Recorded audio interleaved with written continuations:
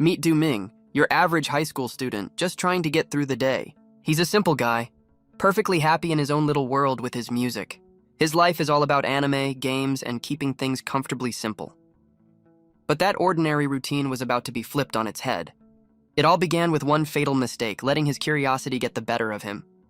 Drawn by strange sounds, he finds himself at a supposedly abandoned construction site. He's puzzled, thinking this place was shut down a long time ago. Unable to shake his suspicion, Du Ming hoists himself up for a peek over the wall. The sight that greets him is an unbelievable, earth-shattering spectacle. Two brilliant blades of pure energy collide in a flash of light and power. The battle rages on, with a blast of energy streaking across the night sky. Her eyes are cold steel, her glowing blade ready for the next move. His fiery spear cuts through the air, a blur of pure destructive intent. Their weapons meet in a symphony of light, shaking the very foundations of the site. He unleashes a devastating strike, but she's a phantom, already out of harm's way. The surrounding structures can't handle the pressure, exploding into a shower of rubble. With every clash, the ground itself groans and shatters under their immense power. Du Ming's hiding spot starts to crumble, threatening to expose him to the chaos below. A mysterious glowing pendant hangs around her neck, pulsing with an unknown energy. The man, now at a disadvantage, demands she surrender the box in the name of the Ark. She scoffs at his demand, insisting the fairy must choose its own partner. He mocks her ideals, disgusted that she would treat a fairy like a human. Unfazed, she calls him a corporate stooge, completely unworthy of judging her. Her words strike a nerve, sending him into an absolute rage. Done with talking, he launches himself forward in a devastating lunge. His spear transforms, unleashing a massive pyramid of pure destructive energy. She stands her ground, bracing for the overwhelming attack heading straight for her. Meanwhile, Du Ming decides he's seen enough and makes a clumsy dash for safety. His escape plan fails spectacularly as he loses his grip and tumbles down the wall. Landing hard, he looks up in horror as the structure comes crashing down right on top of him. This is it, the end of the line for our curious hero.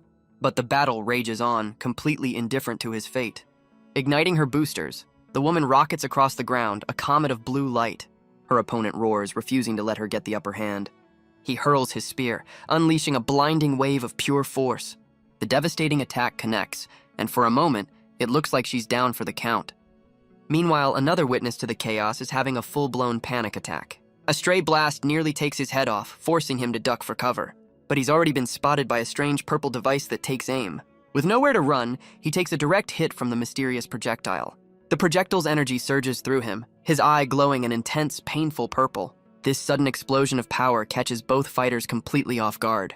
He's racked with agony as the mysterious purple force violently courses through his body. At this moment, he's adrift in a strange void, accompanied by a luminous butterfly.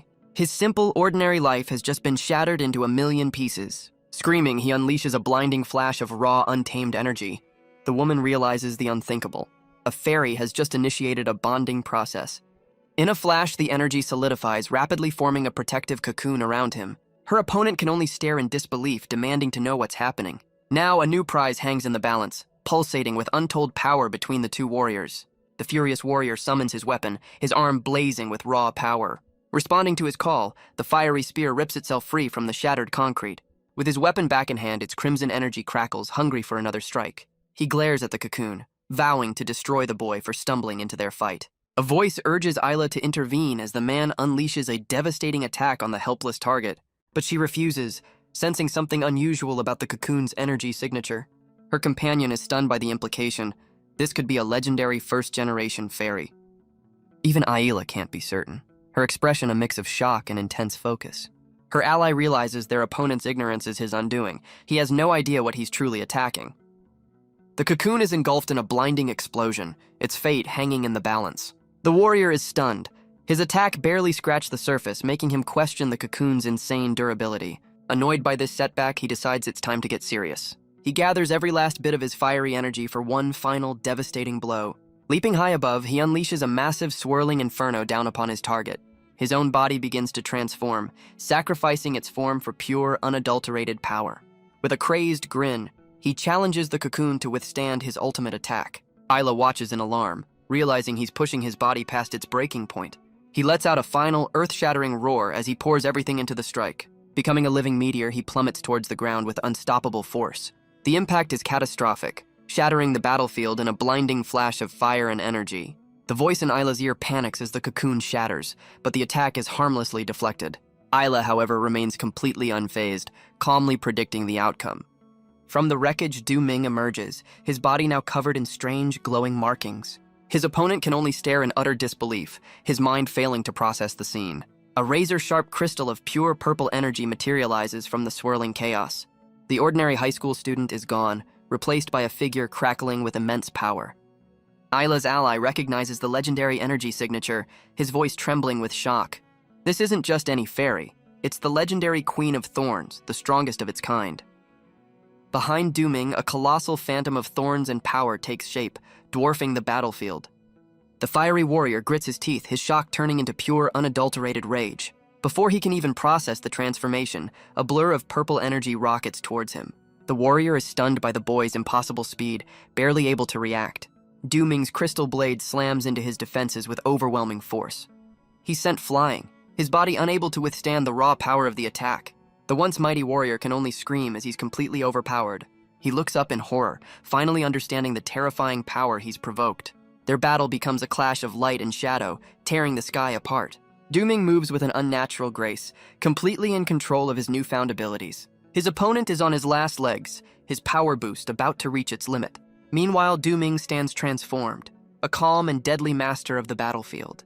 His eyes burn with defiance, refusing to accept his crushing defeat. The warrior glares across the ruined landscape, locking eyes with the calm and collected Isla.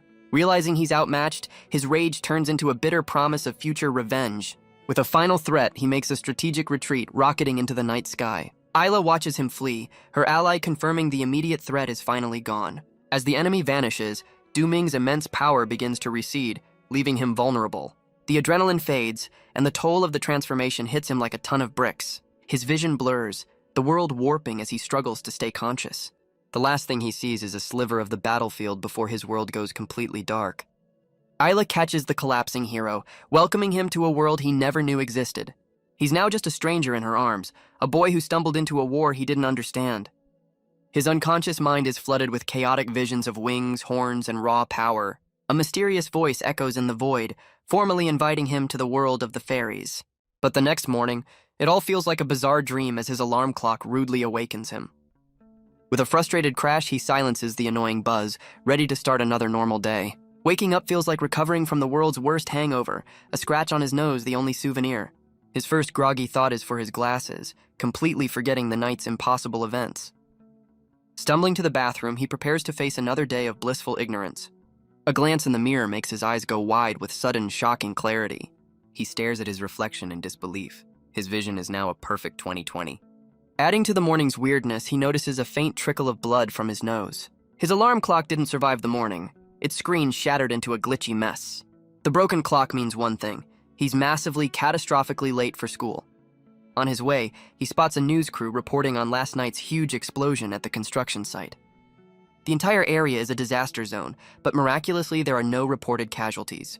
With no time to gawk, he barrels right through the live broadcast in a desperate sprint. He's never run this fast in his life, fueled by pure, unadulterated panic. The school gates are closing, but he slides through just in the nick of time. He bolts up the stairs, finally reaching the door to his classroom 2-3. His teacher is less than thrilled, welcoming him with a threat of a week's worth of cleaning duty.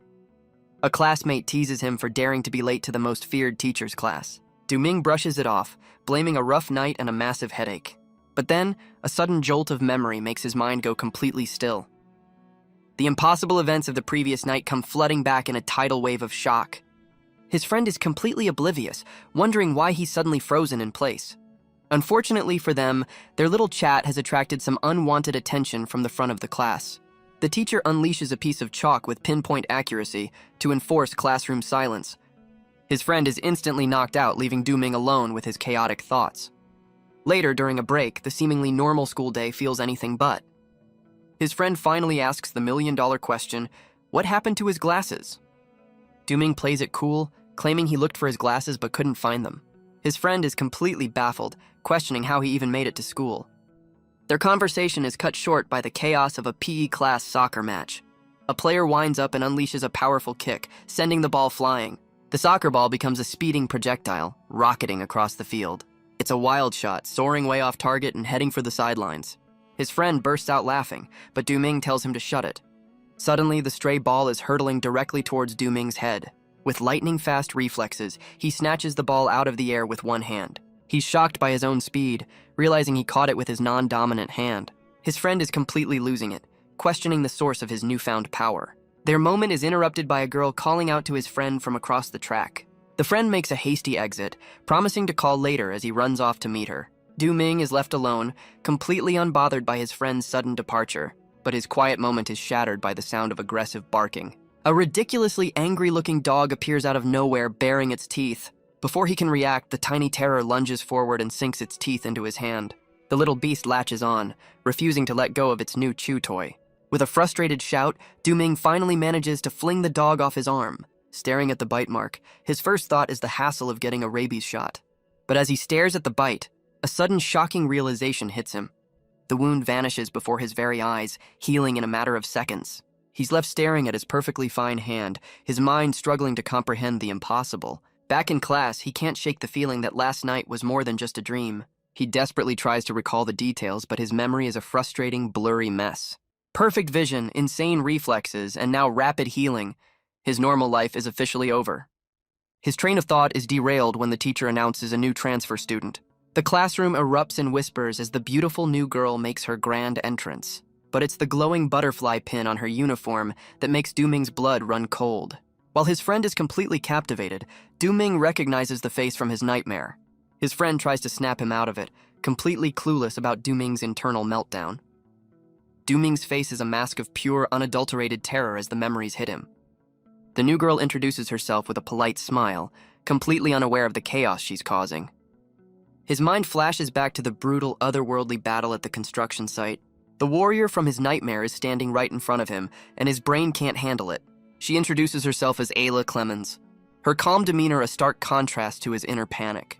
The rest of the class is instantly captivated, their hearts turning into cartoonish shapes.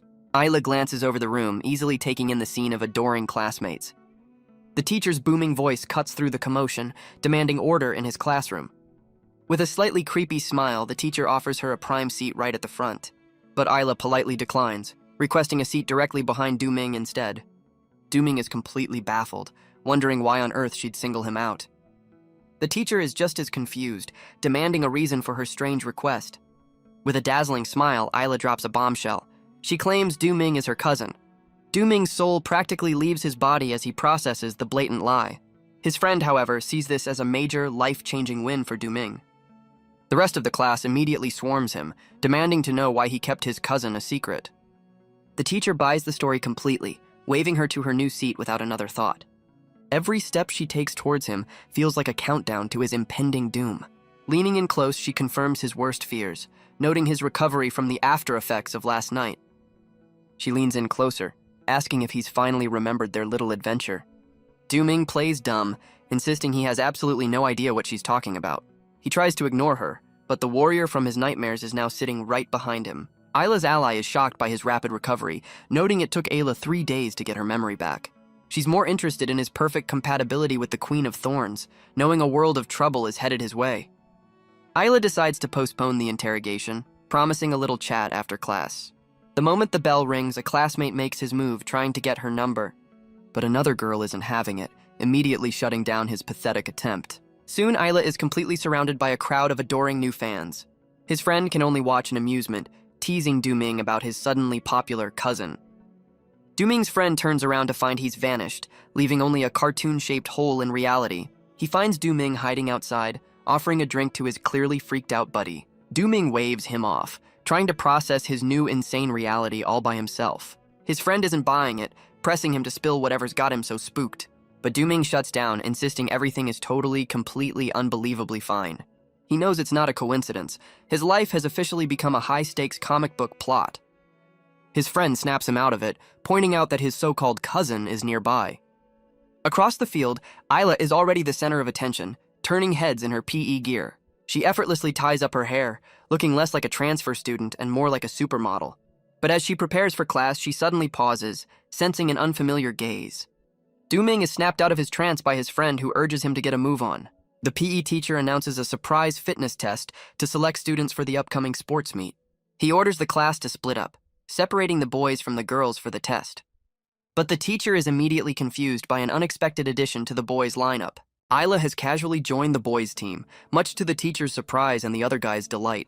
With a look of pure confidence, she tells the teacher she's exactly where she wants to be. The first event is the 100-meter sprint, and Isla takes her position, ready to dominate. The whistle blows, signaling the start of the race and the beginning of the chaos. Isla explodes off the starting line, leaving the teacher completely dumbfounded by her impossible speed. Dooming watches from the sidelines, his expression unreadable as he witnesses her superhuman abilities firsthand. She blazes down the track, a blur of focused intensity leaving everyone in the dust. Isla crosses the finish line in under 10 seconds, shattering the school record without breaking a sweat. Her classmates can only stare in disbelief, questioning if her speed is even humanly possible. Next up is volleyball, where she leaps into the air for a devastating spike. The ball slams into the court with explosive force, leaving the opposing team completely stunned. Dooming, however, is trapped in his own head, trying to piece together the puzzle of his new reality. Even in table tennis, she's an unstoppable force, casually using a ruler as a paddle. Her opponent is left completely baffled, unable to even track the ball's impossible trajectory. The scoreboard flips wildly as Isla scores point after unanswered point, much to Dooming's growing anxiety. The final score is a perfect, brutal shutout, 11-0. Word of Isla's superhuman feat spreads like wildfire, but Dooming isn't sticking around for the gossip. He bolts after school, trying to put as much distance as possible between himself and his new cousin. But a paranoid glance over his shoulder confirms his worst fears. He's being followed. A hand suddenly stops him in his tracks and his escape plan comes to a screeching halt. Convinced he's about to be vaporized, Dooming completely loses his cool. He resorts to the only defense he knows, begging for his life with a series of frantic apologies. But as he peeks up from his bow, he realizes he's not facing an executioner. It's just Isla, greeting him with a friendly wave that does nothing to calm his nerves. Later that night, Isla's butterfly pin begins to pulse with a brilliant, otherworldly light. Her expression turns serious as she summons a sphere of pure energy, preparing for the conversation to come. Isla summons a brilliant sphere of light, preparing to drop some major truth bombs. From the light emerges a tiny, curled-up figure, radiating a rainbow of energy. The figure bursts forth, revealing a cheerful, winged creature ready to make its debut. Dooming can only stare, his brain short-circuiting at the sight of a literal fairy. Isla formally introduces her partner, a tiny winged being named B. Hilfa. The fairy strikes a proud pose as Ayla explains their beings from another world. She lays it on him thick. His normal life is over, and the old rules no longer apply. The weight of her words hits him hard. He's no longer safe in his own world. She confirms that the brutal fight he witnessed is just another Tuesday in the world of fairies. Isla delivers the final chilling warning. From now on, his life is on the line. Isla offers to guide him through this new, unacceptable reality, her tiny partner puffing out its chest with pride. The fairy chimes in with a burst of sparkles, promising her full support on his crazy new journey. But Dooming has heard enough, his voice cutting through their offer with raw frustration. Both Isla and her partner are taken aback by his sudden, angry outburst. He rejects their entire reality, his hand clenching as he refuses to listen to any more ridiculous stories. Overwhelmed, he blames her for dragging him into this mess, wishing they'd never crossed paths. Isla listens intently, her expression hardening as he lays all the blame at her feet. He recounts the chaos of the last 24 hours, from the fight to his strange new abilities. The idea that this new life of constant danger is something he has to accept is completely infuriating. Finally breaking down, he screams in utter despair, demanding to know why this is happening to him. Isla cuts through his frantic outburst with a sharp command to calm down. Her shout snaps him out of his spiral, leaving him wide-eyed and speechless. Dooming's anger deflates, his head hanging low in defeated silence. A tense quiet settles over the room as the weight of his new reality sinks in. Even the tiny fairy seems confused by the sudden heavy atmosphere. Isla delivers a cold dose of truth, telling him he has no choice but to live with it. She gets right in his face, spelling out the immediate danger he's now in. The fiery warrior is coming back for his fairy, and Dooming is completely out of his league. He's left stunned as the gravity of her warning finally hits home. But Dooming scoffs, telling her to just give the fairy away since he never wanted it anyway. Isla and her partner are completely unimpressed by his brilliant plan. A flicker of hope returns as he asks if there's another way out of this mess. He desperately demands to know if they can just take the fairy out of him. The tiny fairy cheerfully confirms that yes, there is a way. Isla coldly agrees, admitting it's possible to separate him from his new power. Dooming leans in, his eyes wide with anticipation, asking for the solution. Her partner drops the bombshell with a chilling smile. The only way out is his death. The grim reality is spelled out. Once the host is gone, the fairy core is all that's left. He slumps in defeat, finally understanding the true meaning of her earlier warning. Isla confirms his grim conclusion with a simple shake of her head. A terrifying vision flashes through his mind, a fatal blow delivered by an unknown assailant. The vision shifts to a somber, distant memory of two figures standing in mourning. This painful memory shatters like glass, hinting at a deep, buried trauma. Dooming snaps back to reality, gasping for breath as the weight of his new fate crashes down. Isla explains that taking him to her base isn't an option due to special circumstances. Instead, she offers to become his personal guard and teach him how to survive. Dooming is still doubtful, but she insists the fairy inside him is stronger than he can imagine. Her partner reveals he's bonded with the legendary Queen of Thorns, one of only 2 Queen-class fairies. The tiny creature confidently assures him that with such power, he'll be just fine. Isla cuts in with a crucial question, asking if he's even tried communicating with his new partner. Dooming is completely lost, asking how he's supposed to talk to something inside him. Her partner explains it's as simple as having a conversation, but Dooming's still not getting it. Isla figures his fairy is just exhausted and dormant after the intense battle. She suddenly changes gears, ordering him to take off his clothes right now. Dooming is completely flustered, shouting in disbelief at her sudden command. His face turns beet red as his mind jumps to all the wrong conclusions. The tiny fairy screams in frustration as Dooming starts with his pants, completely misinterpreting the order. He sheepishly apologizes, admitting it's just a weird habit he has. Now shirtless, he awkwardly covers himself, feeling completely exposed and unnatural. Isla tells him to get ready as she prepares to pump him full of energy. He panics as her hand crackles with energy, begging her to wait. With a nervous sweat, he asks the million-dollar question, "Does it hurt?" She calmly reassures him it'll be nothing more than a little bug bite. Reluctantly, he closes his eyes and braces for the inevitable jolt. Isla unleashes a torrent of power, sending a massive surge of energy directly into him. His eyes fly open in shock. This is definitely not a bug bite. He grits his teeth in agony as a violent purple energy erupts in response. Screaming, he's thrown back by the raw, untamed power coursing through him. The energy solidifies into a massive wall of razor-sharp purple crystals. He's completely consumed by the chaotic vortex, his screams echoing from the epicenter. He stares in horror as jagged purple crystals erupt from his own skin. His hand is completely consumed, becoming a weapon he can't control. The agonizing crystallization spreads across his entire body, threatening to shatter him. His consciousness is ripped from his body, plunging him into a strange psychic void. He tumbles helplessly through an endless expanse of darkness and shattered energy. The void shifts into a cosmic dreamscape, filled with swirling nebulas of pure power. Upside down and out of control, his mind struggles to process the impossible journey. A blinding rift of pure white light tears through the darkness, beckoning him forward. He's pulled irresistibly towards the light, his face a mask of utter bewilderment. And on the other side, he comes face to face with the calm, enigmatic spirit of his fairy. He's still reeling from the psychic whiplash, his expression completely blank. The void gives way to an endless field of ethereal purple roses. Turning away, he tries to make sense of this impossible dreamscape. A sudden presence makes him glance back, his instincts on high alert. Before him, a colossal rose of pure energy blooms from the chaos. The flower begins to pulse with a blinding, otherworldly light. From its petals emerges the regal figure he's been searching for, the Queen of Thorns. Suddenly, he's trapped in a sphere of energy, completely at her mercy. The sphere pulls him forward, his panic growing as he's drawn closer. The Queen greets him with an imposing gaze, her hand reaching out to claim her new partner. Their hands meet, bridging the gap between the human world and the realm of fairies.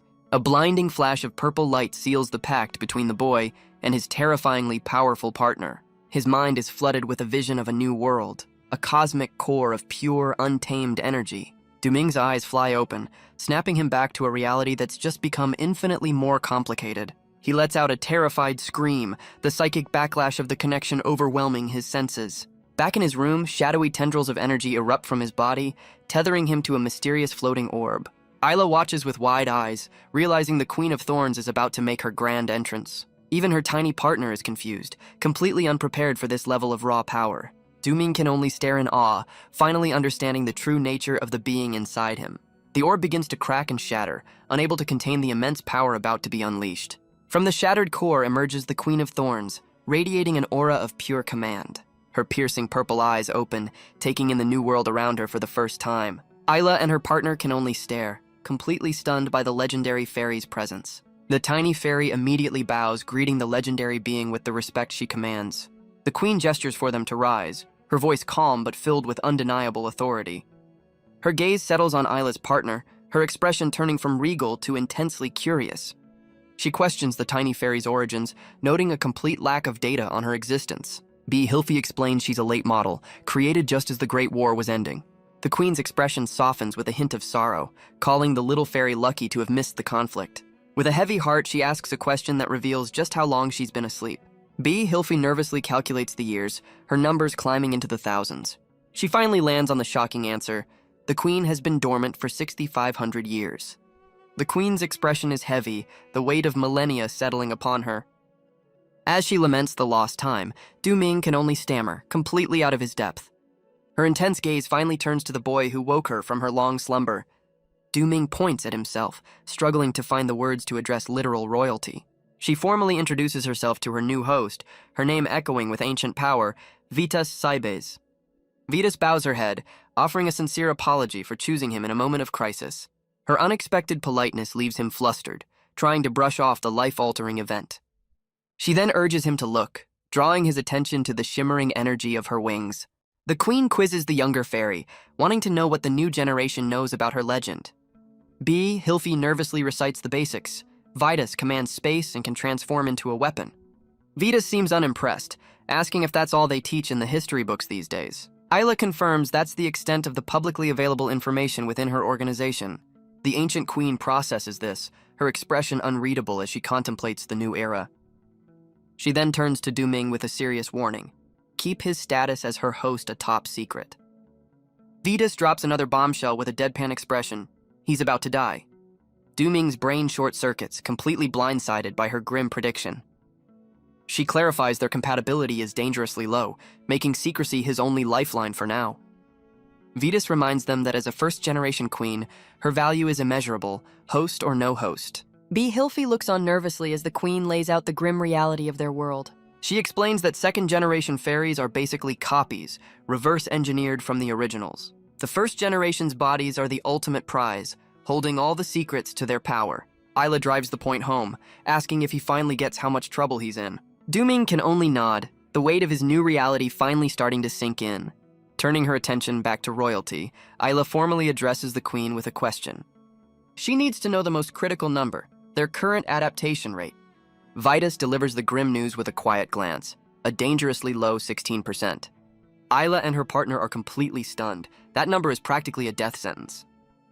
Du Ming, however, is just lost, having no clue what this new piece of jargon even means. Vitas dismisses him as useless, confirming his power level is currently a complete joke. With her royal assessment delivered, she announces her departure and begins to fade away.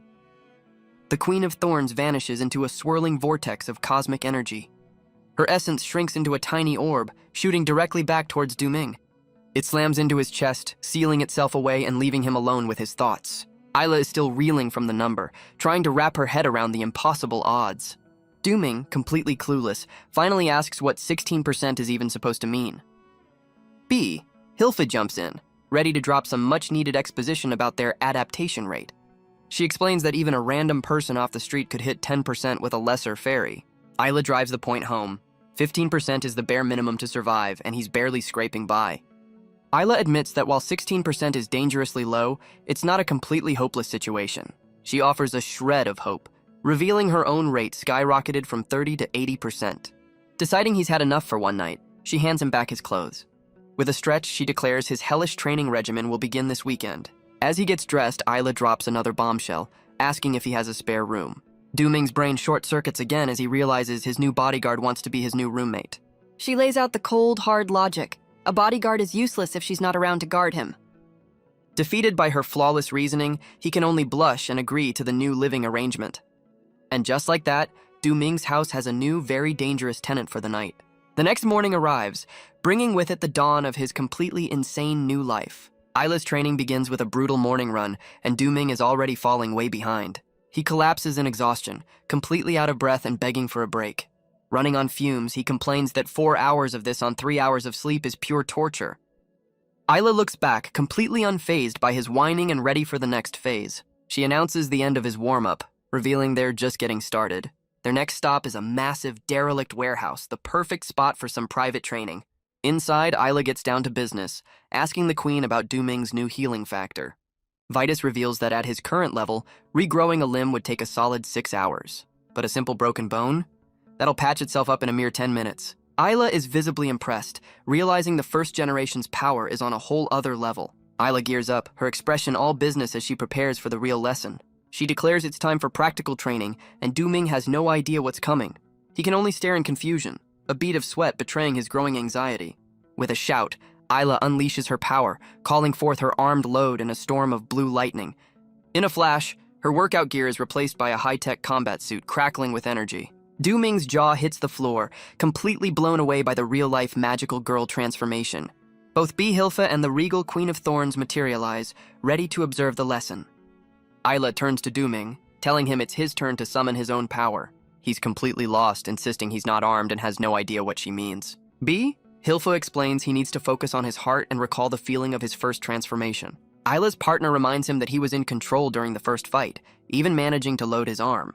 The tiny fairy tells him to feel out which weapon suits him best and make his choice. The queen casually adds that his arsenal is unlimited, so he can't really make a wrong choice. With a new sense of determination, Duming agrees to give it a shot. He closes his eyes, focusing inward to tap into his newfound power. His mind enters a vast armory, a void filled with an endless selection of deadly weapons. His eyes snap open, a flash of purple in his hair revealing his decision has been made. In a surge of purple lightning, a massive sword and a sturdy shield materialize in his hands. He can only stare in awe, feeling the immense power of his new gear.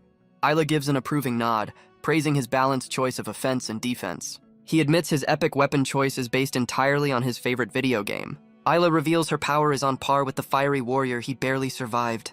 To prepare him for the rematch, she's going to mimic that same enemy's attacks. She casually shatters a metal pole with a flick of her wrist, just to prove her point. Grabbing the broken pipe, she fashions a makeshift spear for the lesson. Her eyes flare with power as she announces the real training is about to begin. Without another word, she rockets forward in a devastating lunge. Duming barely has time to react, his gaming instincts kicking in just in time. Her simple strike slams into his shield with the force of a freight train. He's sent flying, his new gear and his confidence completely shattered by her first move. He slams into a concrete wall, the impact rattling him to the core. The sheer force of the blow leaves him terrified and on the verge of tears. Before he can recover, another strike lands, reminding him this is no game. Isla scolds him for his poor technique, telling him to use the shield he summoned. She orders him to pay attention, because his life depends on reading his opponent's moves. But her lesson is lost on him as he collapses, overwhelmed by the pain. Unsympathetic, she screams at him to get back on his feet and fight. He can only cry out in agony, his arm completely useless after the last block. But beneath the surface, his broken bones begin to creep back into place. In a sickening snap, his arm heals itself, leaving him stunned by his own power. He stares in shock as his hand completely recovers from the brutal blow. Isla, unimpressed, simply tells him to get up and come at her again. A flicker of determination sparks in his eyes as he grabs his weapons for another round. She meets his renewed effort with another overwhelming, lightning-fast strike. Her attack sends him stumbling, his defense completely failing against her power. As he trembles, a strange, thorny shadow appears hinting at a deeper power. But it's not enough to stop him from crashing to the ground once more. The queen watches his pathetic display with a look of utter disappointment. This brutal lesson continues for hours, stretching all the way until dusk. By the end, Duming is a bruised, exhausted mess, barely able to breathe. He's left a broken mess on the floor, the harsh reality of his weakness crashing down on him. Isla finally calls it a day, offering a hand to the completely defeated trainee. Hilfi steps in with a first aid kit, ready to patch up their battered new recruit. The tiny fairy gets to work, tending to the numerous cuts and scrapes covering his arm. Still reeling, Duming questions if this brutal beatdown even served a purpose. Isla pauses, her silence a heavy answer to his desperate question. He finally cracks, overwhelmed by his own helplessness and the futility of the fight. But instead of sympathy, she grabs his injured arm with a surprisingly firm grip. He cries out as a sharp pain shoots through his already battered limb. The sudden jolt leaves him stunned and speechless, completely confused by her actions. Isla makes a solemn vow, her eyes blazing as she promises to keep him alive. Her fierce declaration leaves him speechless, a flicker of hope in his tear-filled eyes. Later that night, her partner confirms their situation is more complicated than they thought. Isla reviews the data, admitting she underestimated just how low his power level truly is. She predicts their fiery foe will return, and this time he won't be coming alone. A list of potential new threats appears, each one a deadly challenge for their rookie. Her partner poses the critical question, can Dooming even survive for 2 minutes against them? Ayla's cold assessment reveals that even with weeks of training, his survival time is shockingly short. Overhearing their grim forecast, Dooming learns he'd only last a pathetic 30 seconds. The crushing weight of his weakness leaves him defeated, standing alone in the dark. The Queen reveals his pathetic power level can't even unlock her active abilities. She drills in the grim reality. 30 seconds is all he'd get against their fiery foe. Dooming desperately asks how he managed to win the first time, hoping for a repeat performance. Vetus shuts him down, explaining his first victory was a one-time power surge. She then drops another bombshell. She used the soul of her previous host to secure the win. The mention of a previous host makes his mind reel with questions. In her hand, a glowing orb of purple energy begins to fade. Her expression turns somber as she cradles the last remnant of her former partner. She warns that using this final power again will make it disappear forever. He's left completely silent, the weight of another person's sacrifice now resting on his shoulders. Dooming spirals into despair, questioning the point of a training that seems utterly futile. He's convinced that no matter how hard he tries, it'll all be useless in the end. Completely lost, he wonders what he's even supposed to do against such impossible odds. But a calm, regal voice cuts through his internal monologue with an unexpected offer. The Queen reveals a secret path, a way to boost his survival rate to a respectable 40%.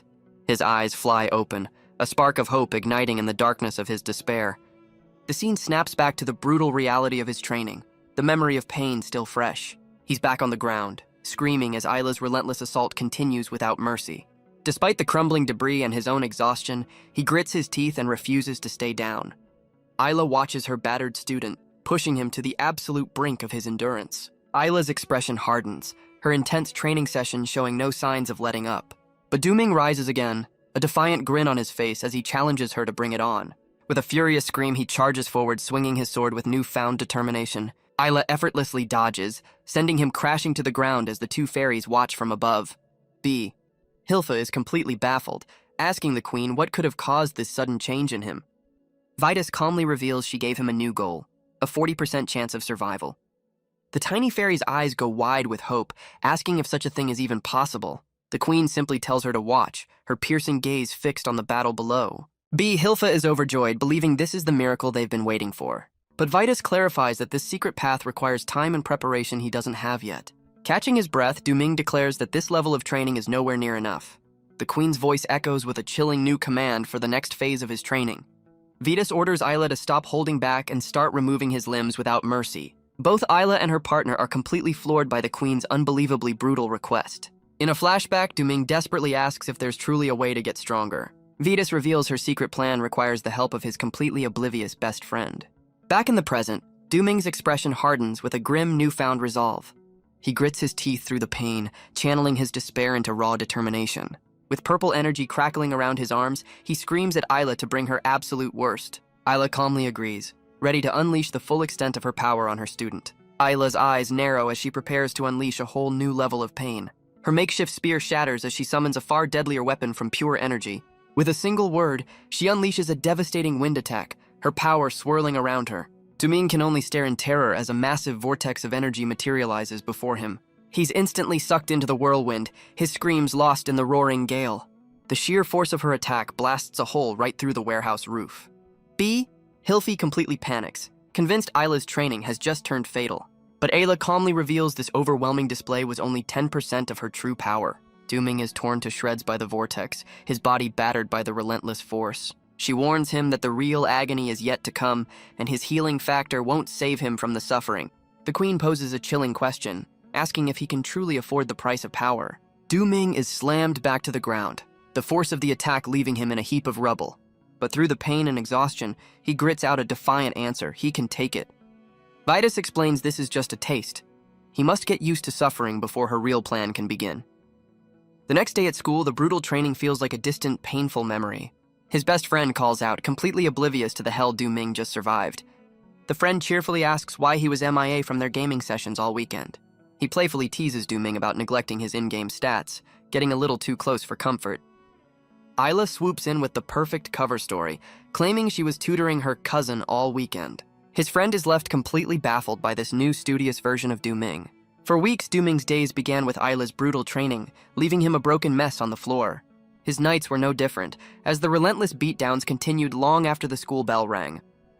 After 4 grueling weeks of this torture, the physical phase of his training finally comes to an end. The Queen declares he's ready, but warns him this next step is a one-time shot with no do-overs. Stealing his nerves, Dooming agrees to begin the high-stakes memory installation. Vitas explains she'll be disconnected, leaving him to face the mental trial completely on his own. The process begins, blasting a torrent of raw data and combat experience directly into his mind. His brain is overloaded with information, the psychic energy rewriting his very instincts. He screams in agony as the foreign memories are violently seared into his consciousness. A massive energy shield erupts around him, a physical manifestation of his internal torment. He trembles uncontrollably, his hand crackling with the raw energy of the psychic download. Decades of combat experience and battlefield injuries are being crammed into his mind in mere minutes. The sheer mental overload causes a violent physical backlash, leaving him a broken mess. A single name echoes through the chaotic memories, a ghost from a long-forgotten war. He relives the final moments of the Queen's previous host, a tragic farewell on the battlefield. Vitas cradles her dying partner, the memory of this loss seared into her very core. He witnesses the desolation of her world, a war-torn landscape under the watch of an unknown enemy. Through her eyes, he feels the burning rage of a warrior pushed to her absolute limit. The memories reveal not just battles, but betrayals, as a council turns its back on her. He comes face to face with the terrifying armored soldiers she once fought against. He experiences the past host being condemned for her destructive power. Dooming witnesses her unleash that same power in a desperate last-ditch battle. Through her eyes, he feels the burning rage of a warrior betrayed by her own people. The memories show her allies falling one by one in the brutal conflict. He sees the silent, imposing figures of the enemy she fought to the very end. A former friend calls her crazy, questioning the very cause she's fighting for. He watches as she unleashes Vitas's full power in a final cataclysmic blast. Her spirit ascends, a beacon of defiance against the dark forces below. The memory shows her channeling every last ounce of energy for one final attack. He feels her final desperate scream as she sacrifices everything in the fight. He witnesses her final desperate dance of destruction against an overwhelming force. The memory focuses on the cold, mechanical gaze of the enemy she faced alone. Through her eyes, he feels the defiant glare of a warrior facing her final stand. He sees her gracefully evade a storm of golden projectiles, a lone dancer in a field of death. But even legends can fall as a single devastating blow brings her crashing down. The chaos fades into a quiet memory, a gentle touch and a promise not to worry. He hears the voice of a lost love, encouraging her to follow her own path. The memory is a fleeting image of a kind smile, a beacon in the darkness of war. But that vision ends in a painful farewell, a hand reaching for someone already gone.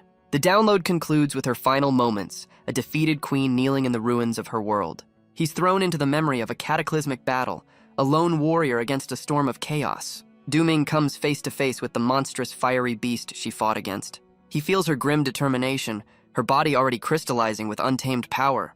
The memories reveal a sky swarming with winged, demonic adversaries. She's just a tiny speck of light against an overwhelming wave of destructive energy. He witnesses her clash with a colossal beast, a desperate struggle against impossible odds. The memory shows her on the brink of being devoured, staring into the jaws of defeat. But even then, she lands a devastating blow, refusing to go down without a fight. He feels the raw terror of her final moments, a desperate plea for survival echoing through his mind. The download ends with the memory of a final, overwhelming blast, sealing her tragic fate. He witnesses a final, blinding attack that tore her world apart. A promise is made to a former master, a vow to protect someone long since gone. He sees her final stand, a lone warrior against an unstoppable, monstrous force. Her eyes burn with a tragic resolve, a hero facing an unwinnable war. The memory fades, leaving the warrior's legacy reflected in Dooming's own soul. The torrent of memories finally settles, leaving him floating in a quiet, psychic sea. Dooming's eyes fly open, the weight of 1,000 battles etched onto his face. The Queen of Thorns greets him, her voice pulling him back to a harsh new reality. He jolts awake, the phantom pains of a dead warrior still echoing through his body. His room is a wreck, physical proof of the mental storm he just survived. Vitas cuts through the haze, announcing she has a post-op debrief for him. She reveals he passed out less than 2 minutes into the psychic download. The Queen explains that despite the failure, an unknown part of him absorbed every last memory. Dooming, still looking shell-shocked, asks if that means the insane plan actually worked. Vitas quietly confirms the memory installation was a success, much to her own surprise. Her silence, however, suggests there's a catch to this unexpected victory. Relieved, Du-Ming flops back onto his bed, hoping the daily beatdowns are finally over. A sense of finality hangs in the air, but the stormy sky hints at a new beginning. The scene shifts to the familiar warehouse, the sound of footsteps breaking the silence.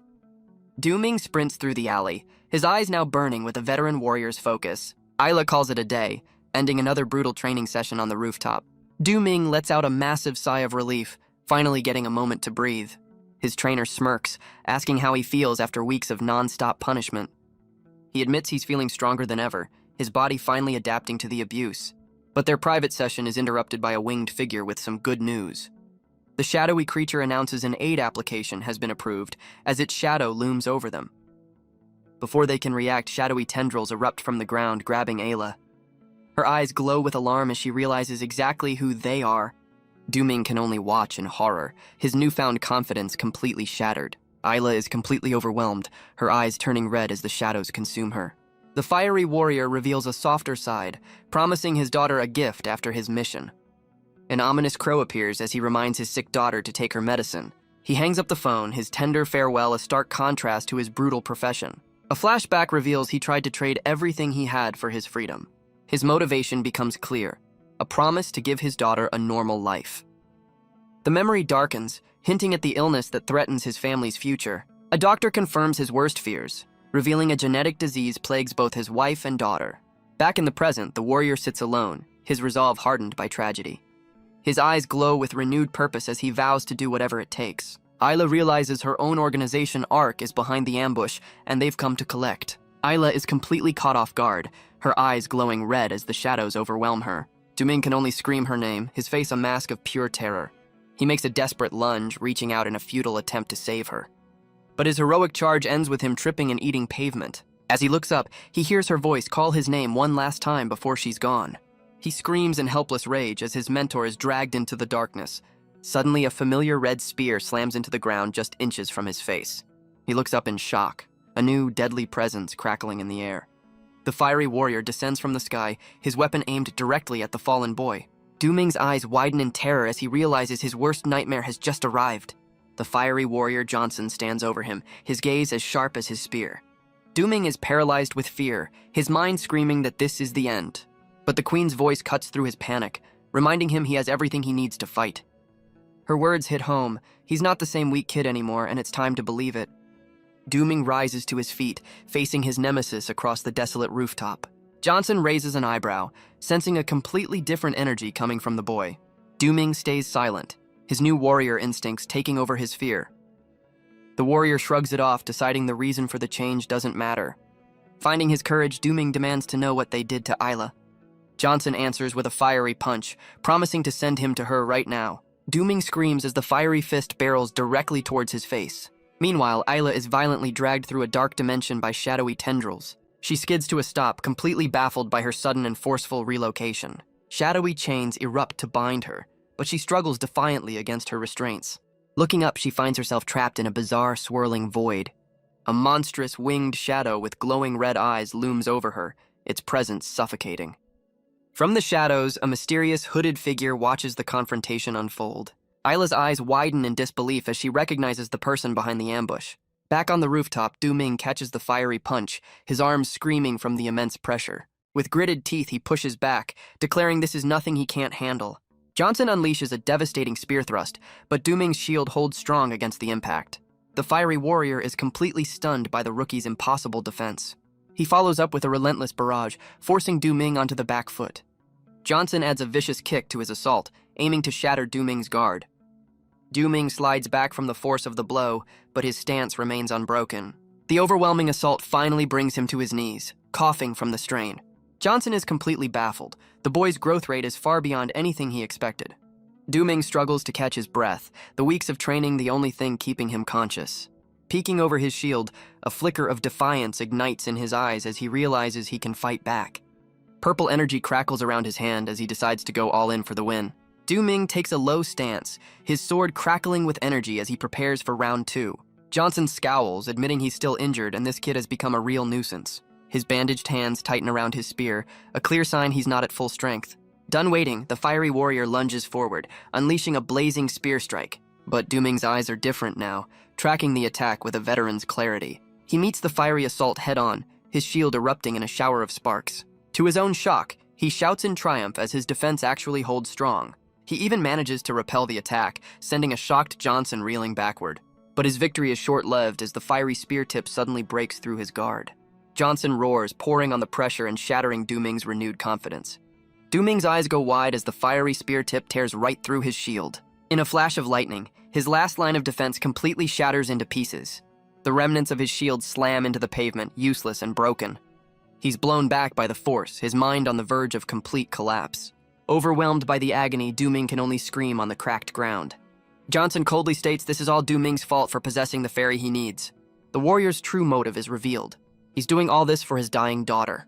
A flashback shows a doctor confirming the astronomical cost of his daughter's treatment. He desperately vows to find the money, refusing to lose another person he loves. Back in the present, Vita screams a final warning as Du Ming's consciousness begins to fade.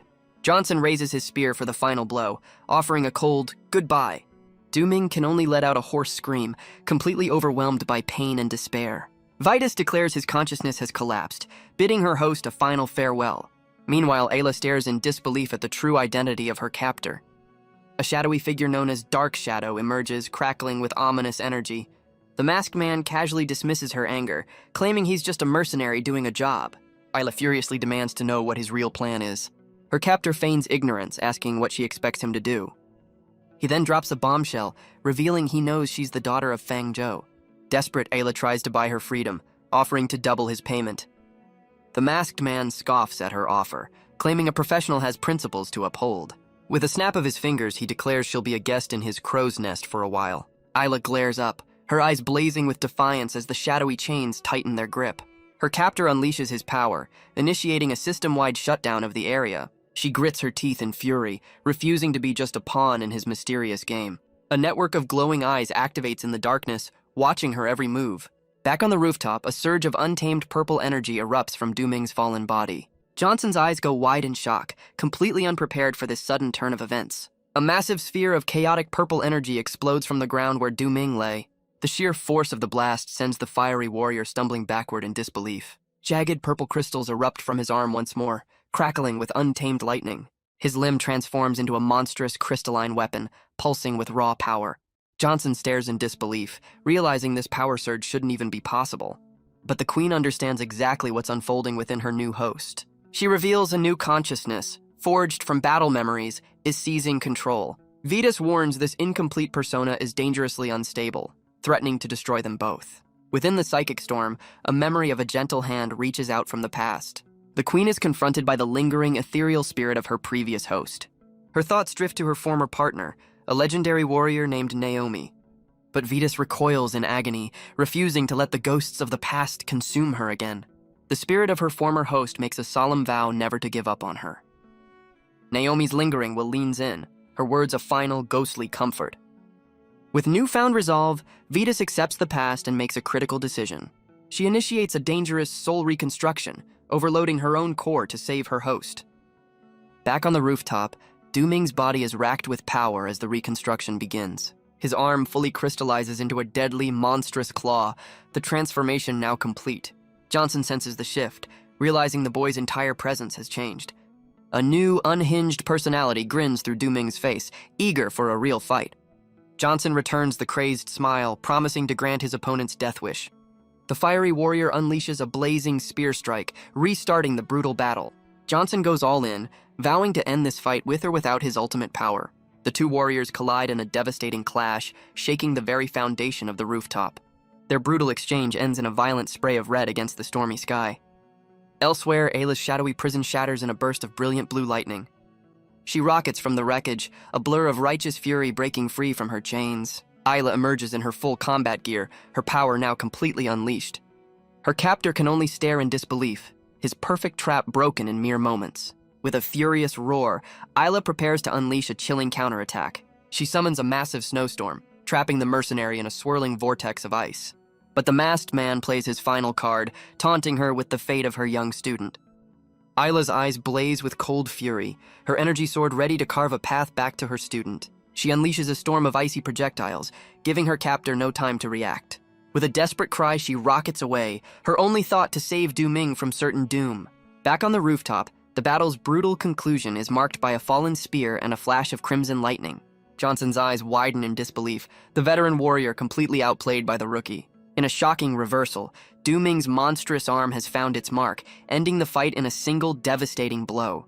Isla finally arrives on the scene, landing just in time to witness the horrifying aftermath. She screams his name, her heart sinking as she sees what her student has become. The unhinged persona drives its crystalline weapon home, delivering a decisive and final strike. With his last breath, the fiery warrior can only offer a quiet, tragic apology. The force of the blow sends the fiery warrior staggering back, his fate sealed. As the berserker rage fades, Du-Ming's eyes return, haunted by the battle's grim conclusion. Johnson's body collapses onto the rain-soaked rooftop, the fight finally over. He can only watch in horror as his defeated foe dissolves into nothingness. The crushing reality hits him. He's just taken a life for the very first time. Overwhelmed by guilt and sorrow, he lets out a heart-wrenching scream into the rain. Isla watches on, her expression a mixture of pity and grave concern for her student. His cries echo across the desolate rooftop as a lone crow observes from above. But the crow isn't the only one watching, as a robotic observer deems the situation interesting. All that remains of the fiery warrior is his scarf, a lonely memento floating in a puddle. Back in his apartment, Du-Ming finds a recorded message left just for him. Isla's voice expresses her relief that he's awake and in one piece after the ordeal. She explains her sudden absence, having been called away on an urgent organization matter. Isla warns him a replacement is coming, and he must hide his status as the queen's host at all costs. Left alone with his thoughts, Du-Ming can only prepare a sad packet of instant noodles. The message reveals she's also arranged for him to take a break from school to recover. Her recording ends with a simple instruction to take care of himself. He prepares his lonely meal, the weight of his new life settling in. Du-Ming tries to eat, the silence of the room a heavy reminder of his isolation. He devours the noodles with a desperate intensity, trying to swallow his trauma along with his food. As he makes a mess of his meal, the queen's voice suddenly cuts through the silence. Du-Ming blames the spicy noodles for his tears, trying to ignore the voice in his head. Vetus gives him a quick medical update before revealing she has something far more important to discuss. Too exhausted to argue, he simply tells her to get on with it. She reveals that protecting his berserker personality caused a massive system overload. The queen explains that while some data was corrupted, her core functions remain intact. But the overload had a surprising side effect, boosting their compatibility to a solid 25%. Still numb from the recent battle, Du-Ming just wants to know what else is on the agenda. Vetus delivers a chilling warning. His alter ego could permanently take over if he's not careful. Trying to escape his new reality, Du-Ming retreats to the familiar comfort of his computer. Du-Ming considers the queen's warning, a cold resolve hardening in his eyes. With a click, he dives headfirst into the virtual world of Rodinia, his only escape. His level 98 avatar materializes, a powerful warrior in a world far from his own. A sudden alert catches his attention, his in-game eyes mirroring his real-life power. An old friend appears, a level 99 player named Fan Xing, questioning his sudden appearance. She quickly notices his somber mood, asking if something is wrong. Du-Ming remains silent, his digital avatar reflecting his real-world trauma. Trying to lift his spirits, she offers to show him a secret bugged area she recently discovered. A party invitation flashes across his screen, a digital hand reaching out in the darkness. For the first time in days, a genuine smile appears as he accepts her offer. But his quiet recovery is shattered by a loud, insistent knock at the door. He cautiously peeks out, completely surprised by who's on the other side. It's his school friends, armed with snacks and drinks, here to check on their missing buddy. They make themselves at home in his spacious apartment, asking if he's recovered from his illness. Du-Ming lies through his teeth, claiming he's just getting over a simple cold. One of the girls asks about his cousin, wondering where Isla has disappeared to. He quickly spins a tale about a family emergency, hoping they'll buy his flimsy excuse. Meanwhile, his best friend has already made his way upstairs to Du-Ming's gaming rig. Du-Ming's eyes widen in absolute fury as he sees his friend messing with his computer. He screams at his friend for daring to touch his sacred PC without permission. His friend immediately starts teasing, asking if he's got a crush on his new gaming partner. Du-Ming gets flustered, insisting it's just for quest rewards and he doesn't even know their gender. The girl chimes in, convinced it's a girl and accusing him of some serious in-game flirting. The group erupts in laughter as Du-Ming begs them to stop, while a chibi Isla looks on unimpressed. As dusk settles, the impromptu party finally starts to wind down. They make plans to meet up tomorrow, urging him not to become a total shut-in. With a final wave, his friends head out, leaving him to the quiet of his apartment. Dooming watches them go, a hint of his old self returning as he says goodbye. But the moment they're gone, he's drawn back to the familiar glow of his gaming setup. He logs out of Rodinia, the virtual world's beauty, a stark contrast to his harsh new reality. His new friend simply smiles, telling him not to worry about his quiet mood. Dooming's avatar waves a final goodbye before logging out of the virtual world. Watching him go, she can't help but find the moody boy intriguing. Elsewhere, a strange device activates, projecting a beam of holographic light. A mysterious woman watches a replay of the rooftop battle, finding the outcome surprisingly interesting. Her screen focuses on the exact moment Dooming's berserker form landed the final blow. Below the violent replay, two new figures are locked in an elegant, intimate dance. A man in white gracefully spins his blindfolded partner across the floor. Their beautiful dance is a chilling contrast to the brutal fight playing out on the screen above. As they strike a final pose, the memory of Dooming's battle continues to loom over them. The man in white grins, pointing out their new target to his terrified dance partner. His partner, Shuiyin, can only stare back with eyes wide with absolute horror. At the scene of the battle, a mysterious figure kneels to retrieve the fallen warrior's scarf. Clutching the memento, he furiously vows to avenge his fallen brother. Back in his apartment, Dooming is surrounded by his old life, a world that no longer feels real.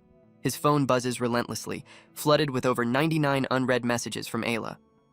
He wanders through a deserted alley, the bright sun a stark contrast to his dark thoughts. The world seems to close in on him, the feeling of being watched inescapable. Unbeknownst to him, shadowy figures are already tracking his every move.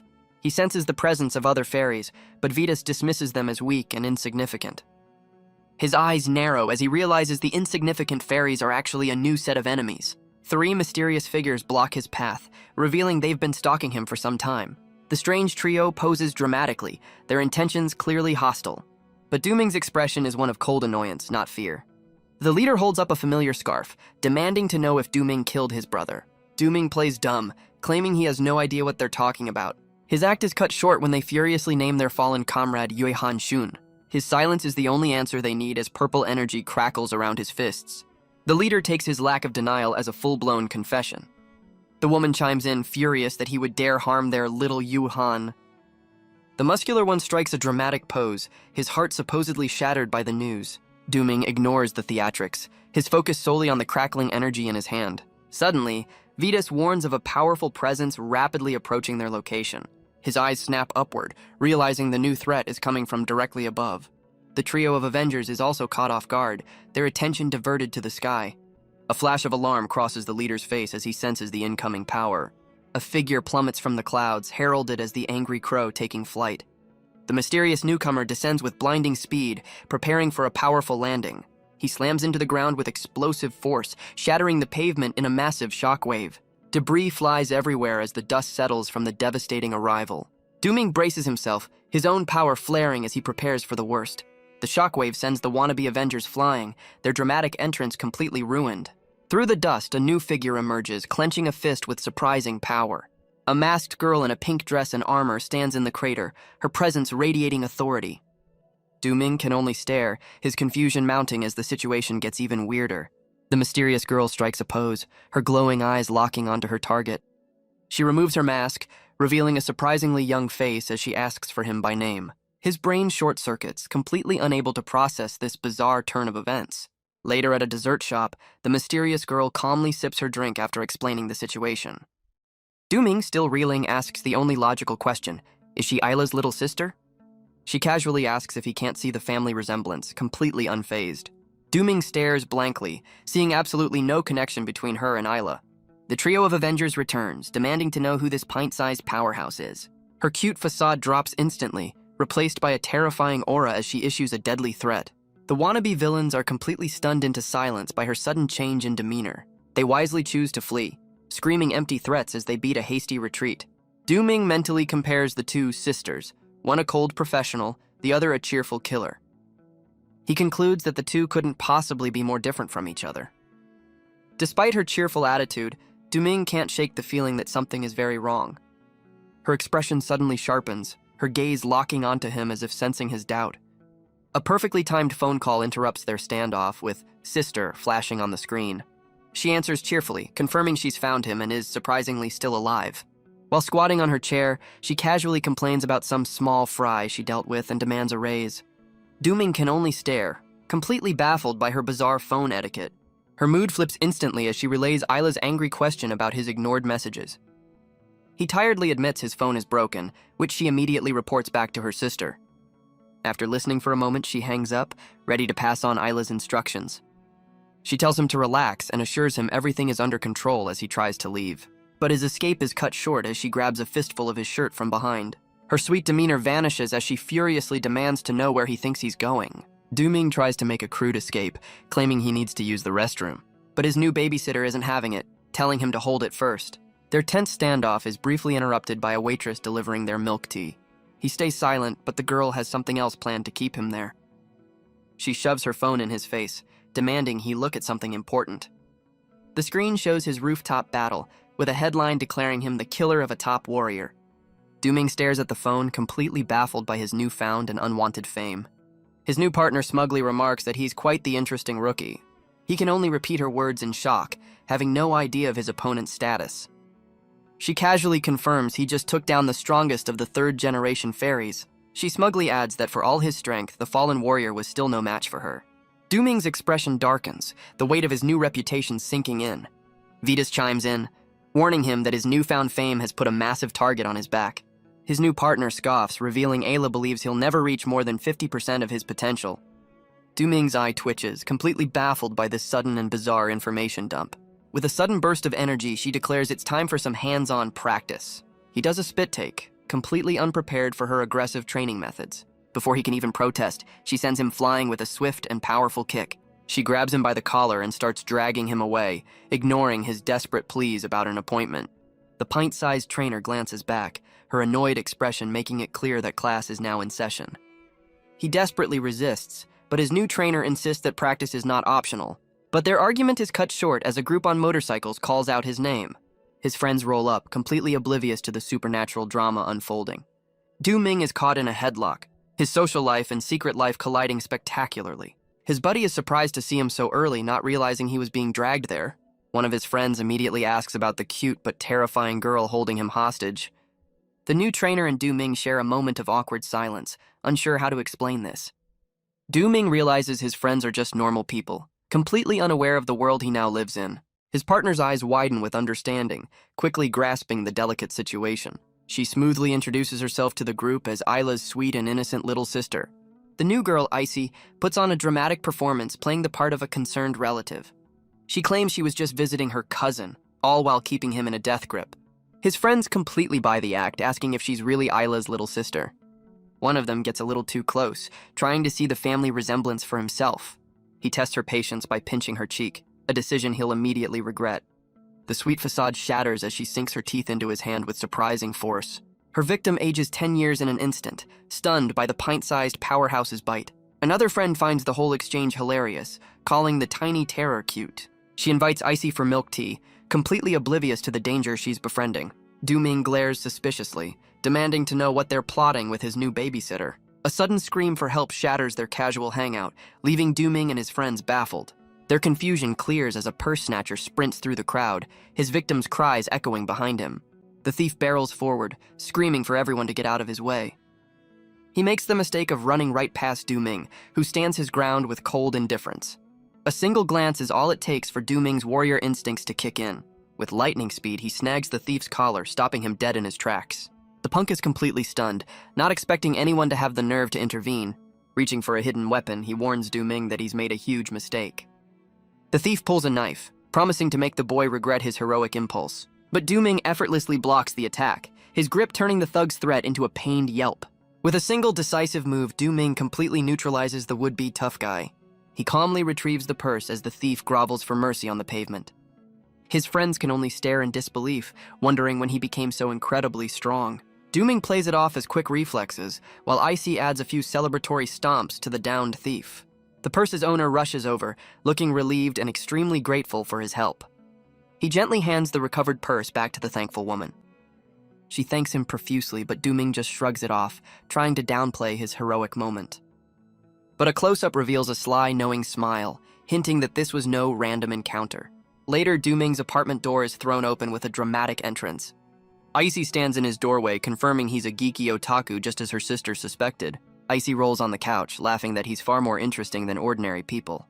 Dooming deadpans that he's glad she's enjoying herself at his expense. She changes the subject, scrolling through her phone and downplaying his earlier heroics. Icy shows him a selfie from their day out, reminding him how they got roped into hanging out all day. The next photo shows the thief's arrest, with Icy complaining she would have left sooner if she'd known. She giggles to herself, clearly pleased with the day's chaotic events. Completely drained, Dooming collapses onto the couch just as his phone buzzes.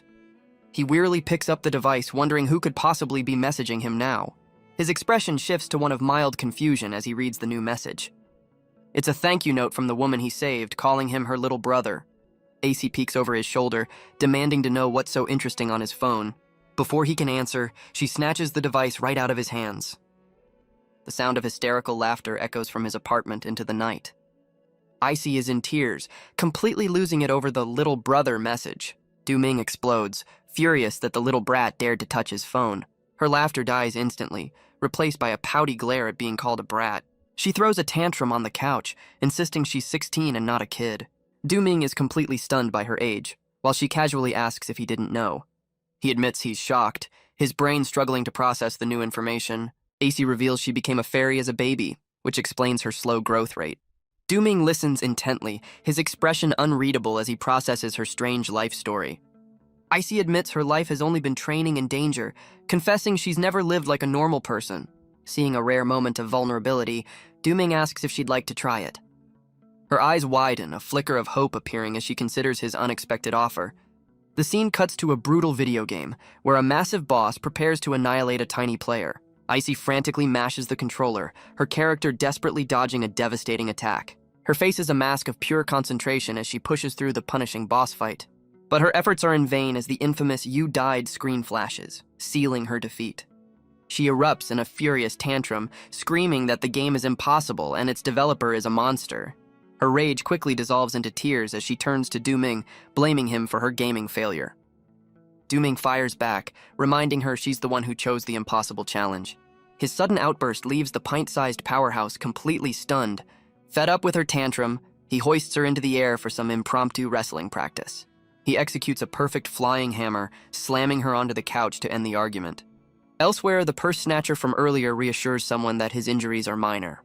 His partner quietly confirms their mission was a near-perfect success. The thief sits battered and bruised in a wheelchair, the true cost of their success revealed. The woman he robbed pushes his wheelchair, promising him everything will be fine. Her eyes glow ominously as she claims to be just an ordinary person, a chillingly obvious lie. The scene changes to Dooming standing before a massive, unfamiliar building, wondering where he's been taken. Icy pinches her nose, complaining that Dooming stinks, much to his annoyance. She points to the sky, summoning a brilliant ball of light. With a command, a rainbow streak of energy descends from above. The light condenses into a pulsating orb, crackling with power. A pink-haired fairy named Sylph appears, striking a cheerful pose. Dooming is shocked, realizing her fairy is a carbon copy of Isla's, just with a different color scheme. Icy smugly tells him it's his turn to show off his own partner. With a deep breath, Dooming reluctantly calls out the name Sebeth. A regal voice answers his call as a new figure descends from the shadows. Vetus materializes in her true form, a stunning and powerful fairy queen cloaked in purple energy. Icy's fairy, Sylph, is completely stunned by the queen's majestic and unfamiliar presence. Her master is equally baffled, admitting she's never seen a fairy quite like this one. The two fairies lock eyes in a tense standoff, one curious, the other radiating pure authority. Sylph is completely intimidated by Vetus's overwhelming power, her own energy flickering in comparison. Vetus introduces herself, and Sylph's eyes widen as she connects the name to a legendary figure. The pink fairy screams in terror, correctly identifying her as the infamous Queen of Thorns. Dooming's face drains of all color, convinced his secret is about to be exposed. But Sylph scoffs, dismissing the queen as a cheap knockoff and picking her nose dismissively. Dooming nearly collapses with relief, realizing the pint-sized fairy just saved his skin. Icy agrees with her partner, declaring Vetus is just a small, fake version of the real deal. Icy cracks her knuckles, smugly declaring that their little show and tell is over, and it's time to fight. Dooming furiously reminds her she just wanted to see his fairy, but she calls him stupid for believing her. Resigned to his fate, he reluctantly agrees to spar, even if she is Isla's sister. Before he can even finish his sentence, Icy launches herself at him with blinding speed. He barely manages to block her attack, his arms screaming under the unexpected weight of the blow. Using him as a launch pad, she rockets into the air amidst an explosion of purple energy. The force of her move sends a massive shockwave tearing through the abandoned warehouse. Du-Ming slides back from the impact, digging his heels in to stay on his feet. His eyes widen in disbelief as he realizes his new trainer is playing for keeps. Looking up, he sees Icy flipping through the air, preparing to bring the pain all over again. She comes crashing down like a meteor, shattering the warehouse floor with a single devastating stomp. Du-Ming digs in, barely holding his ground against the powerful shockwave. Landing gracefully, she mocks his defensive posture, calling him out for running and hiding. Icy furiously demands he take her seriously, warning him not to underestimate her just because of her size. But her taunts trigger a breakthrough as Du-Ming's hand crackles with purple energy. With newfound understanding, he unleashes a powerful counterpunch, finally going on the offensive. He summons his blade, his entire demeanor shifting as he invites her to bring it on. Icy's face lights up with a manic grin, thrilled that he's finally showing his true power. Meanwhile, at a remote ARC facility, an operative is praised for delivering crucial intelligence. A scarred official confirms this is all they have for now, hinting at a larger unfolding plan. The official dismisses Ayla, telling her to go babysit Du-Ming and not worry about her sister. Ayla obediently turns and leaves, disappearing into the shadows of the facility. The moment she's gone, the official slams his fist into the wall in a burst of fury. His subordinate is shocked as the leader complains that the situation is spiraling out of control. The tough guy facade crumbles as he sobs about his strained relationship with his daughter, Ayla. Meanwhile, the training battle rages on, with Du-Ming and Icy surrounded by destruction. Icy nimbly dodges a massive energy slash that tears through the air, but her eyes go wide as she realizes her opponent has completely vanished. In a flash, Du-Ming appears directly behind her, his weapon poised for a perfect strike. Icy whips around in shock, realizing she's been completely outmaneuvered by the rookie. But Icy's counterattack is just as fierce, her energy slash tearing through the concrete. The pink blade carves through the warehouse, a clear message that she's not holding back. Her fairy Sylph is thrilled, declaring Du-Ming a worthy opponent for her master. Sylph then turns her attention to Vitus, her curiosity piqued by the unfamiliar fairy. She calls Vitus a fake product, guessing she was created near the end of the war. Vitus remains completely unfazed by the pint-sized fairy's taunts. Sylph proudly explains her own origins as a failed replication of the queen. Vitus simply confirms Sylph's theory about her origins, playing along with the charade. The little fairy puffs up with pride, completely oblivious to the legendary figure standing before her. Meanwhile, the battle intensifies as Du-Ming and Icy clash in a devastating mid-air duel. Their weapons collide in a blinding flash of pink and purple energy. Du-Ming is blown back by the sheer force of the impact, struggling to regain his footing. He lands hard, his expression hardening as he braces for the next assault. Icy stands her ground, revealing her weapon is a massive, glowing pink scythe. Du-Ming stares in surprise, not expecting her to wield such a formidable weapon. She smirks, mockingly asking if he's shocked by her choice of armament. He admits he expected her to fight like Ayla, with a dual-wielding style. Icy scoffs at the comparison, her scythe humming with impatient energy. She declares she's nothing like her sister, and prepares to give him a taste of her true power. With a wild grin, she lunges forward, ready to restart their brutal training session. Du-Ming grips his crystalline blade, a cold resolve hardening in his eyes. But Icy charges past him in a blur, completely catching him off guard. Her epic attack ends in an equally epic faceplant, sending her scythe flying. The pint-sized terror bursts into tears, wailing over a sudden nosebleed. From the dust, a new figure emerges, scolding Icy for making too much noise. Icy's tantrum freezes as she recognizes the imposing newcomer. Her big sister Ayla has arrived, looking thoroughly unimpressed. Meanwhile, Du-Ming admires his new weapon, deciding the big sword really suits him. The bickering siblings finally get his attention, as he realizes who just crashed their party. Ayla's cold stare cuts through the chaos, promising a serious lecture is on the way. Ayla's cold demeanor melts away as she squeals with delight at seeing her little sister. But Icy is less than thrilled, her face a mask of pure annoyance at the sudden reunion. Du-Ming can only watch in abject terror, caught in the crossfire of a family drama. Ayla pulls her sister into a bone-crushing hug, leaving the pint-sized warrior gasping for air. The older sister teases her about a growth spurt, which Icy furiously denies. Du-Ming's brain short-circuits, wondering where his stoic, professional mentor has gone. Even Ayla's fairy joins the reunion, greeting her pink-haired counterpart with a cheerful cry. But Sylph is having none of it, silencing her sister with a firm hand to the face. While the humans bicker, Sylph decides to introduce their new little sis to the family. She proudly presents the Queen of Thorns, completely oblivious to Vitus's regal and unimpressed glare. Ayla's fairy has a complete meltdown, screaming for her big sister. Sylph tries to school the queen on fairy-host relationships, completely ignoring her sister's panic. Icy complains to Isla that Dooming's fighting style is far too advanced for a rookie. Isla just smiles knowingly, chalking his rapid progress up to raw talent. Dooming overhears their conversation, looking completely baffled by the compliment. His mentor turns to him, relieved that he's recovered so well from his ordeal. He gives a small, determined smile, agreeing that life has to move forward. Isla announces their destructive training session is over and it's time for school. The sisters continue their bickering, their chibi forms arguing in the sky as they depart. At school, students gossip about a mysterious second explosion at the northern warehouse. Dooming overhears his classmates dismissing his life-or-death battle as a simple gas explosion. A new transfer student with familiar blue eyes watches him, sensing his inner turmoil. She correctly guesses the recent trauma is taking a heavy toll on his mind. But the serious mood is shattered by a clumsy classmate taking a spectacular tumble. The girl gets a sharp scolding for running in the classroom. The transfer student sighs, telling the bickering girls to knock it off. As she reaches for a fallen book, a classmate's hand gets there first. She looks up in surprise, not expecting the sudden act of kindness. The boy hands her the book, casually revealing the new student is actually Ayla in disguise. He offers a charming smile, completely unaware he's just helped a top-secret agent. Ayla's disguise is so perfect the helpful student has no idea who he's talking to. Dooming watches the exchange, wondering what this guy's angle is with the new girl. His friend interrupts, asking why their usual teacher, Miss Kai, is running late. Just then, the telltale click of high heels echoes down the hallway. Dooming's head snaps up, recognizing the sound of their approaching teacher. The classroom door slides open with a dramatic flourish, revealing a figure in a hurry. A flustered woman bursts in, offering a breathless apology for her tardiness.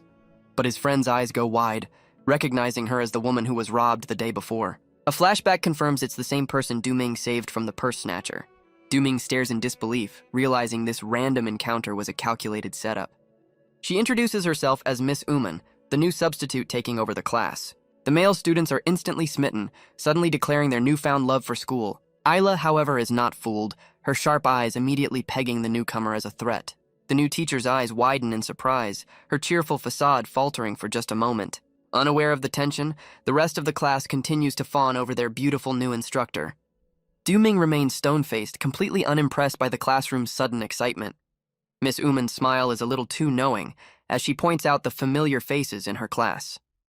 After a surprisingly normal lesson, the school day finally comes to an end. As they leave, Dooming admits to himself he never expected to see her in a classroom. Ayla turns to him, her sharp gaze demanding to know if he's met this woman before. Dooming casually admits he only met the new teacher yesterday. His friend voices his suspicions just as a familiar voice calls out Dooming's name. Both he and Ayla snap to attention, caught completely off guard by the interruption. The new teacher approaches with a suspiciously sweet smile, confirming his identity. Dooming can only stare, surprised to see Miss U seeking him out so directly. She gushes about their coincidental meeting, eager to thank him for his heroics. Ayla's eyes narrow as the teacher offers to buy Dooming lunch, a gesture he quickly refuses. But Miss Uman insists, putting Ayla on edge with her pushy kindness. The teacher finally notices the disguised agent, asking who this beautiful girl is. With a cold stare, Ayla steps in, firmly declaring she's his cousin. Miss Uman's smile widens as she invites the cousin to join their little lunch date. She then turns to his friend, feigning ignorance as she asks for his name. Dooming is stunned she's forgotten, but the teacher just laughs it off with a flimsy apology. His friend grumbles, annoyed that the new teacher only has eyes for Dooming. Later, the group enjoys a meal without their new teacher, his friend completely stuffed. Ayla asks about his plans for the long vacation, to which he gives a one-word answer: games. His buddy immediately starts teasing, asking if he'll be playing with his romantic partner. A flustered Dooming can only blush, begging his friend to drop the subject. But Ayla's sharp glare shows she's taking this line of questioning very seriously. Their teacher suddenly chimes in with a new plan, suggesting a group camping trip by the sea. Dooming's friend is instantly on board with the camping trip, eagerly asking for his opinion. But Dooming immediately shuts down the idea, his quiet apology a clear no. Ayla abruptly excuses herself, her polite words barely hiding her urgent need to leave. The teacher is caught off guard by the sudden exit, her cheerful mask slipping for a second. His friend wonders about her strange behavior, but Dooming just brushes it off with a lame excuse. Outside, Ayla makes a call, her instincts screaming that the new teacher is a serious threat. But her covert operation is interrupted by a familiar voice calling her name. It's Lu Kun, the charming classmate who helped her earlier, looking for another chance to talk. He offers a friendly smile, asking the new transfer student what he can do for her. With a nervous blush, he finally musters the courage to ask Ayla out for coffee. Ayla politely shuts him down, claiming she doesn't drink coffee, much to his surprise. The poor guy is absolutely crushed, his romantic ambitions crumbling in an instant. The scene cuts to the beach trip, with Icy gleefully sprinting along the shoreline. While the girls play in the water, Du-ming's friend attempts to absorb the planet's energy through his face. Du-ming is snapped out of his daze as a familiar voice calls his name. It's Miss Uman, striking a pose and asking for a little help with her sunscreen. He's immediately flustered, realizing this is less of a request and more of a test. She plays the damsel in distress, holding up the bottle and claiming she just can't reach her back. With a sly smile and a bit of flirty persuasion, she finally gets him to agree. But our hero is immediately stumped by his first challenge, the sunscreen bottle. With a single squeeze, the sunscreen bottle explodes in a geyser of white goo. Du-ming panics, completely failing to control the slippery situation. The lotion splatters all over Miss Oman, who feigns shock at his clumsy attempt. He immediately apologizes, his beach day turning into a total disaster. She calmly reassures him, but his frantic explanation only makes things more awkward. He continues to wrestle the bottle, completely unaware of the chaos he's causing. But a familiar, angry voice cuts through the air, demanding to know what he's up to. Ayla descends from the heavens like a tiny, furious missile, ready to crash the party. She unleashes her signature spinning head tornado, turning the peaceful beach into a disaster zone. The teacher is caught directly in the whirlwind's path, letting out a startled scream.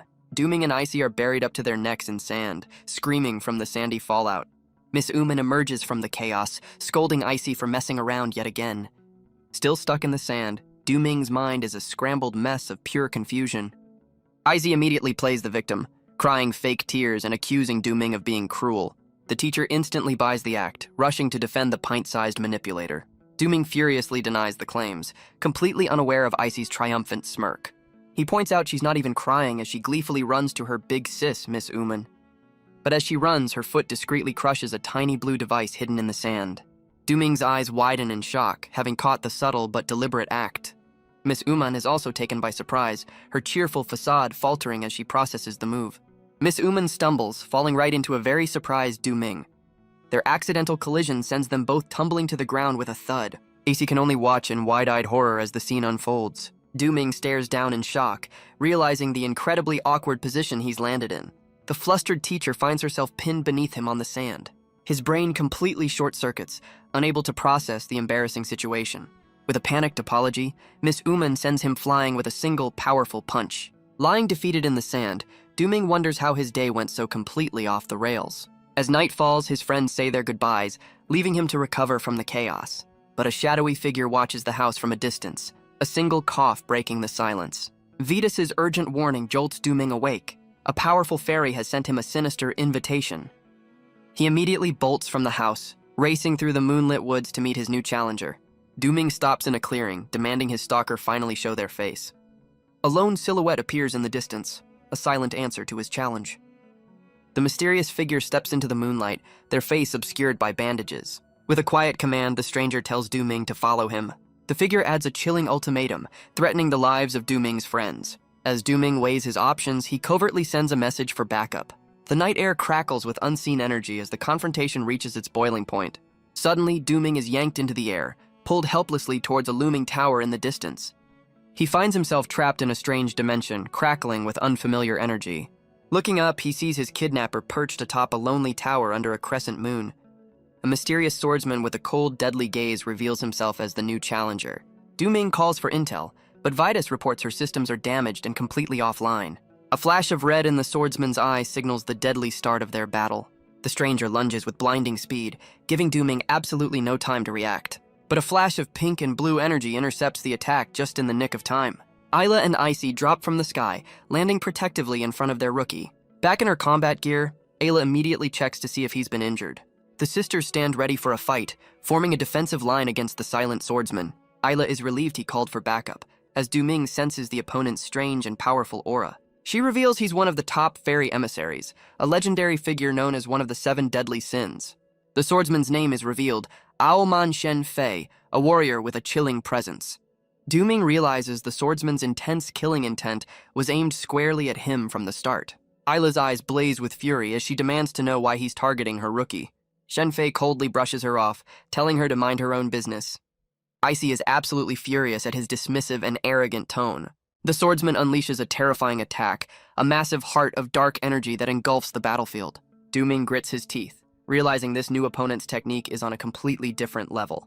Shenfei appears before him in an instant, challenging him to a one-on-one duel. Duming instinctively materializes a blade of pure energy to block the deadly strike. His eyes widen in shock, completely surprised by his own newfound ability. But Shenfei's expression remains cold, utterly unimpressed by the rookie's desperate defense. Ayla watches in horror, realizing this new enemy's power far surpasses her own. Duming strains against the immense pressure, his face a mask of pure effort. The swordsman scoffs, casually remarking that such a weak attack is a waste of his time. Ayla screams for Duming to escape, knowing he's completely outmatched. His opponent suddenly vanishes, leaving Duming alone in the eerie silence. In a flash, Shenfei reappears, his new target now the completely defenseless Ayla. He unleashes a vicious strike, his curved blade slicing through the air with deadly intent. But Ayla meets his blade with her own, stopping the deadly assault in its tracks. His eyes narrow with cold amusement as he asks if she really wants to fight him. Duming and Icy can only watch in horror, completely powerless to intervene. Ayla's eyes burn with defiance, refusing to back down from the impossible challenge. Her hand tightens on her hilt, her resolve hardening for the battle to come. With a single effortless move, Shenfei shatters her blade and sends her reeling. Ayla is thrown backward, completely overwhelmed by his devastating power. Duming screams her name, his voice raw with terror as he watches her fall. He summons his own weapon and sprints forward, desperate to reach her in time. He catches her just before she hits the ground, cradling her limp form in his arms. Duming desperately tries to rouse his fallen mentor as Icy cries out for her sister. He holds the injured Ayla, her pained groans fueling his growing despair. Icy can only watch through tears, her heart breaking at the sight of her defeated sister. The swordsman coldly asks if this is finally enough motivation for Duming to fight seriously. A low growl escapes Duming's lips as pure, unadulterated rage begins to boil over. His body erupts with a terrifying purple aura, his focus locked on his smug opponent. With eyes glowing red, he unleashes a furious roar, promising to end the swordsman. A colossal phantom beast of pure energy materializes above him, its power shaking the very dimension. For the first time, Shenfei's cold composure cracks, completely shocked by the rookie's hidden power. Duming creates two perfect copies of himself, all three lunging forward with a new space-bending technique. The rookie and the master clash, rage meeting cold indifference in a blur of motion. Their battle sends a devastating shockwave that rips through the very foundations of the tower. Duming becomes a phantom of pure energy, his movements too fast for the naked eye. But Shenfei remains unimpressed, dismissing the rookie's raw power as clumsy and unfocused. Fueled by pure rage, Duming unleashes another wild, uncontrolled assault. The swordsman's calm facade finally cracks as a massive energy fist materializes before him. Duming continues his relentless attack, a purple comet of pure destructive force. He crashes back to Earth with the force of a meteor, his rage reshaping the battlefield. The resulting explosion sends debris flying, a testament to his newfound terrifying power. Icy watches the chaos unfold, cradling her injured sister and calling out his name in desperation. Duming stands amidst the destruction, his rage-fueled power still crackling around him. He roars at his opponent, demanding to know if that's the best a legend can do. Across the battlefield, Shenfei catches his breath, clearly feeling the rookie's raw power. With a grim acceptance, the swordsman tightens his grip, ready to end this little game.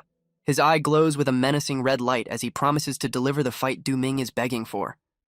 Shenfei unleashes his own terrifying power, a crimson wave of pure destruction. Duming braces himself, refusing to back down against the overwhelming tide of energy. The massive red slash carves through the dimension, threatening to erase everything in its path. Duming's eyes narrow in concentration, his mind racing to find a way to survive. But it's Shenfei's eyes that widen in disbelief, completely stunned by the rookie's next move. Duming's eyes widen in terror, his rage-fueled confidence completely shattered. The battlefield vanishes, leaving him standing alone under a blood-red sky.